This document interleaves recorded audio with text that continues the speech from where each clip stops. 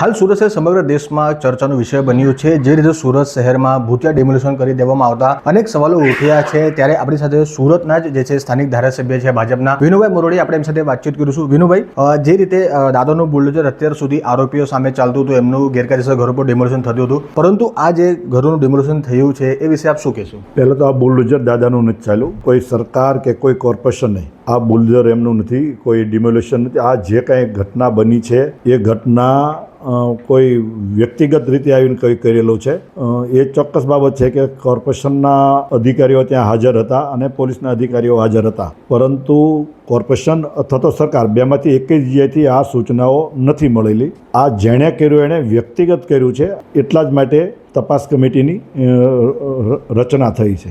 Police સામે પણ ગંભીર આક્ષેપ થયા છે, જે રીતે એસઓજી ડીસીબીની આખી ટીમ ત્યાં હાજર હતી અને સામાન્ય રીતે એસઓજીનું આ કામ હોતું નથી। એસઓજીનું કામ છે દેશ વિરોધી પ્રવૃત્તિઓ સામે કાર્યવાહી કરવાની। તો એસઓજીની આમાં ભૂમિકા કેવી રીતે જોઈ રહ્યા? સુરત પોલીસ સામે પણ અનેક સવાલો ઊભા થયા છે, એ વિશે આપનું શું કહેવું છે? મેં એટલે જ કીધું છે કે જે ડિમોલિશન, સમગ્ર ડિમોલિશન જે થયું છે એ શંકાસ્પદ છે। આપ ધારાસભ્ય સ્થાનિક, આપ આ અંગે કઈ રીતે આ મુદ્દાને જોડો છો અને આગળ આપ આ મુદ્દો કઈ રીતે ઉઠાવશો ગાંધીનગર સુધી?